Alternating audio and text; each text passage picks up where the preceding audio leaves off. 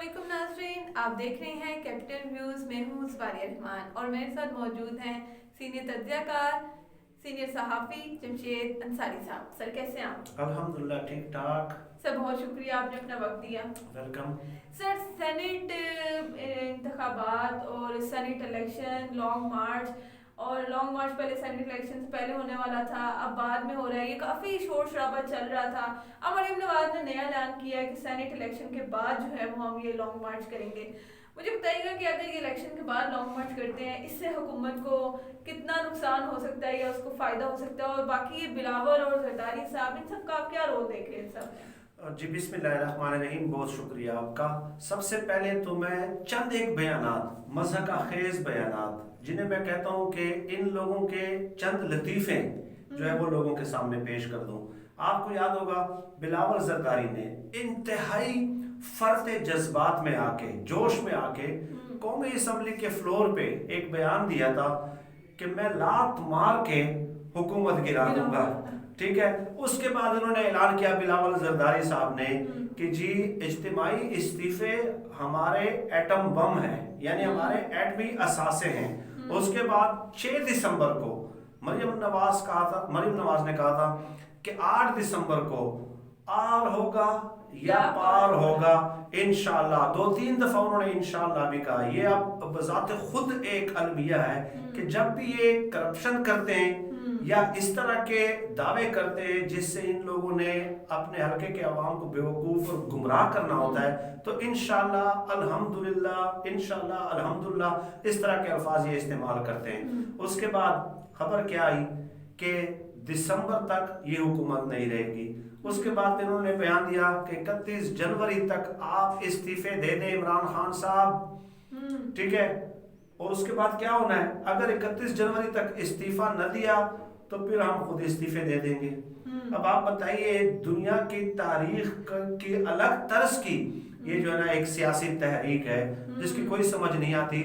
लेकिन मौलाना फजलुर रहमान साहब ने जब ये ऐलानात किए थे तो उस वक्त उन्होंने ये भी कहा था कि हम अगर इस्तीफे देंगे तो हम थूका हुआ नहीं चाटेंगे। ये उनके अल्फाज है। मैं इस तरह के अल्फाज के इस्तेमाल पे बिल्कुल यकीन नहीं रखता, लेकिन ये खुद मौलाना फजलुर रहमान साहब के अल्फाज हैं। लेकिन अब कहाँ गए इज्तिमाई इस्तीफे?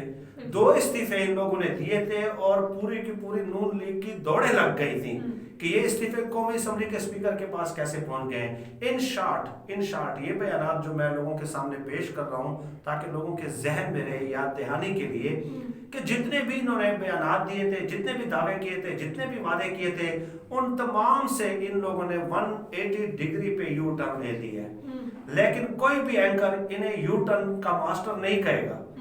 ठीक है, कहता है कोई, लेकिन इमरान खान साहब एक बयान दे दें तो इमरान खान साहब ने जी यू टर्न ले लिया है। और इन लोगों ने 2 महीनों में यू टर्न लेने का रिकॉर्ड कायम कर दिया है। ये रिकॉर्ड है, ठीक है, कि जितने बड़े बड़े दावे किए सबसे उन्होंने जो है ना वो रजू कर दिया है। अब आपके सवाल पे आते हैं।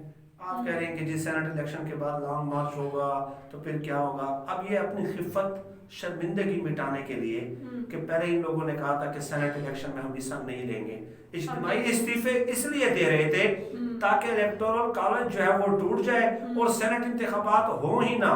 इन लोगों ने इज्तिमाई इस्तीफे इसलिए दे रहे थे कि सेनेट इंतखाबात से पहले ही इमरान खान साहब को रुखसत कर दें। अब ये सेनेट इलेक्शन में चूंकि हिस्सा ले रहे हैं, इसलिए मरियम नवाज ने पैंतरा बदल लिया है। लोगों को बेवकूफ़ भी बनाना है ना कि सेनेट इंतखाबात के बाद लॉन्ग मार्च होगा। अब हुकूमत ने जो हिकमत अमली अडॉप्ट की है, बहुत ही स्मार्ट हिकमत अमली के साथ हुकूमत सामने आ रही है। मैं आपको बता दूं हुकूमत ने क्या करना है। सेनेट इलेक्शन के चंद हफ्तों बाद, ठीक है, इमरान खान साहब की हुकूमत ने, वफाकी हुकूमत ने, पंजाब की हुकूमत ने चंद हफ्तों बाद बल्दियाती इंतखाबात की तारीख दे देनी है। बल्दियाती इंतखाबात की, अच्छा, अगर बल्दियाती इंतखाबात का शेड्यूल आ जाता है जो कि कंफर्म्ड है, 3-4 फेजेस में वो आएगा, यानी कि अगले 6-7 महीने जो है वो बल्दियाती इंतखाबात के 3 मराहिल मुकम्मल होंगे।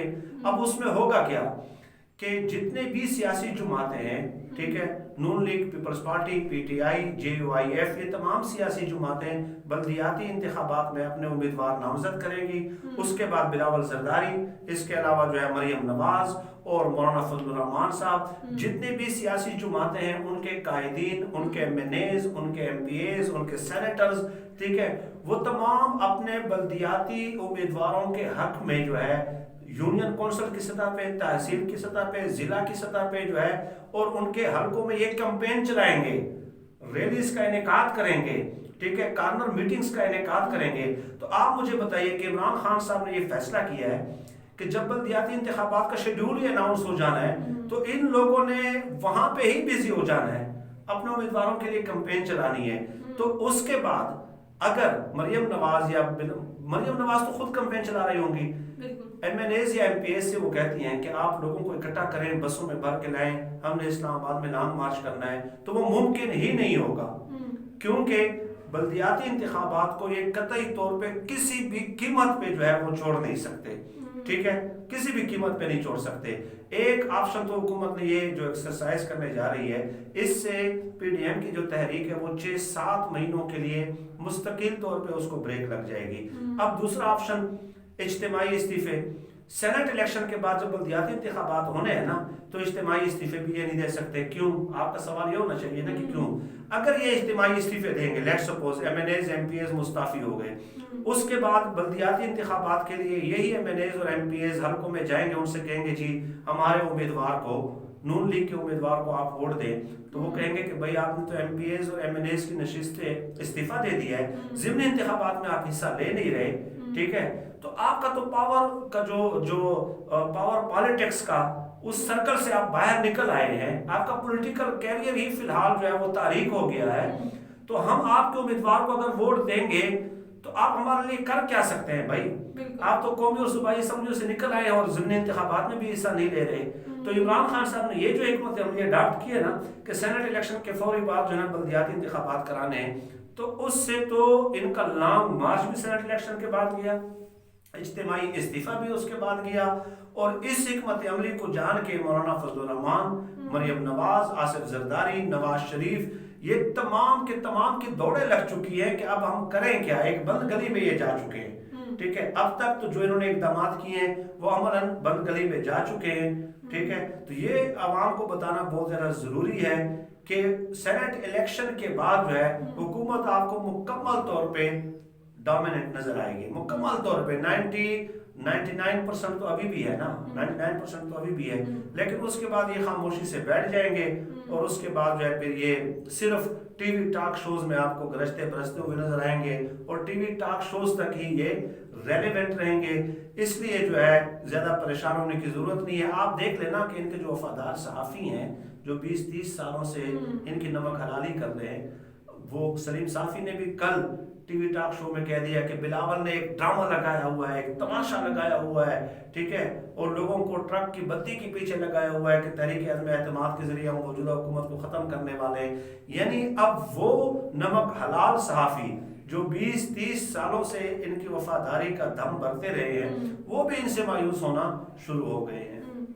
بالکل ناظرین، انصاری صاحب نے بڑے تحریکہ خیز آج انکشافات کیے ہیں کہ سینٹرل الیکشن کے بعد حکومت جو ہے وہ مزید مضبوط ہوگی، پی ڈی ایم کی تحریک یہ ختم ہوتی دیکھ رہے ہیں. ویڈیو پسند آئی ہو تو لائک کریں، چینل کو سبسکرائب کریں، اور کمنٹس میں اپنی رائے کا اظہار مجھے ضرور دیجیے گا. اللہ حافظ.